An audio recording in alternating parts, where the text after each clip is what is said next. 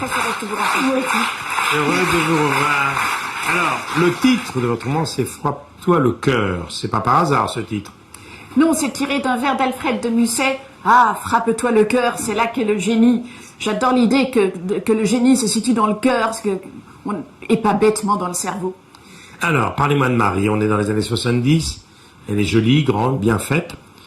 Le visage, vous l'écrivez, éclairé de blondeur.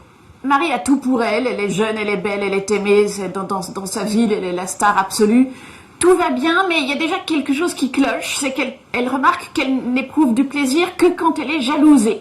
Donc, elle épouse le plus grand parti de sa petite ville et elle tombe enceinte d'une petite fille d'une beauté folle. Elle a 19 ans. Elle a 19 ans, elle a 20 ans qu'on est la petite fille. Et aussitôt, elle se prend d'une folle jalousie pour le bébé. Alors, ça paraît une véritable monstruosité. C'est une chose beaucoup plus fréquente qu'on ne le croit. On ne parle jamais, il y a un tabou sur la jalousie maternelle. Or, c'est une chose qui existe.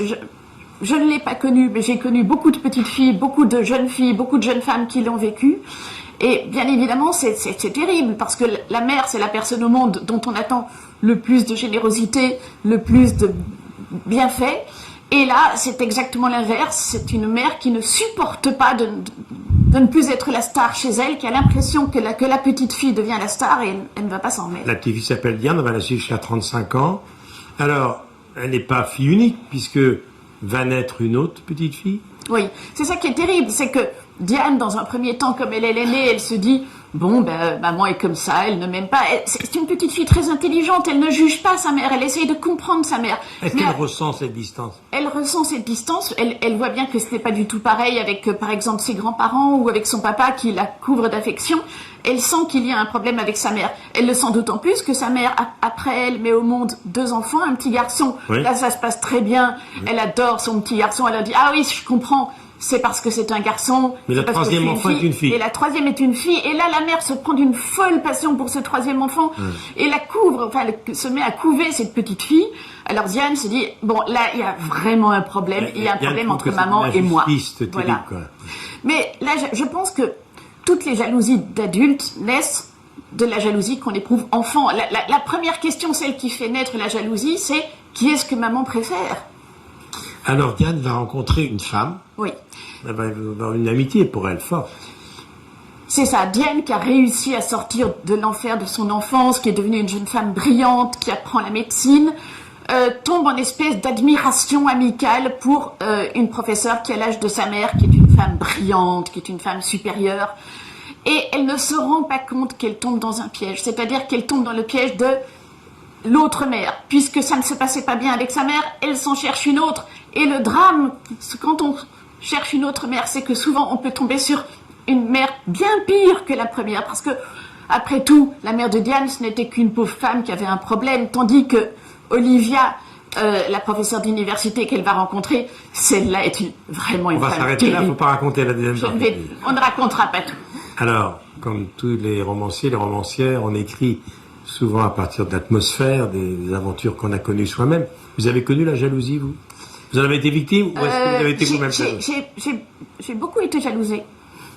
Donc je sais que c'est... Enfin, personnellement, je n'éprouve aucun plaisir à l'être, même je trouve ça épouvantable d'être jalousée.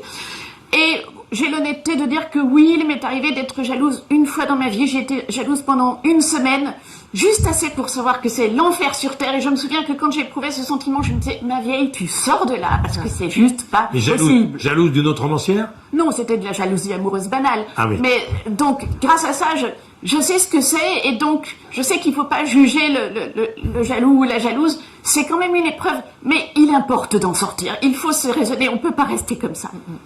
C'est un sentiment. C'est passionnant. La jalousie, fait partie de mes fondateurs. Caïn et Abel qui a tué son frère. À la fois, on a l'impression que l'être humain presque naît jaloux. Alors, ça sous-entendrait qu'il n'est pas bon, comme le dit Rousseau, mais qu'il naîtrait jaloux. Alors, c'est un peu angoissant, mais je pense qu'on a tous éprouvé, comme disait Amélie, de la jalousie. Après, il y a la jalousie et l'envie. Être envieux de quelqu'un, c'est un sentiment positif. C'est se dire qu'on peut être aussi bien qu'eux et se donner les moyens de l'être. Et la jalousie, qui est un sentiment plutôt négatif et qui enterre un peu et qui fait du mal. mais je pense qu'on l'est tous un peu. Et ce que ça m'est arrivé de l'être, en amour, bien sûr, on a tous fait l'expérience, mais autrement, non. Et puis cette jalousie est très particulière, dont parle Amélie aussi, de la mère à sa fille. Moi, j'ai justement une maman qui était exactement le contraire de ce personnage, puisqu'elle, justement, elle nous a presque tous sacrifié pour ses filles, pour nous porter au plus haut et nous aider, nous emmener au conservatoire à Clermont-Ferrand, au cours de musique. Et voilà, donc c'est vrai que c'est troublant et passionnant à la fois.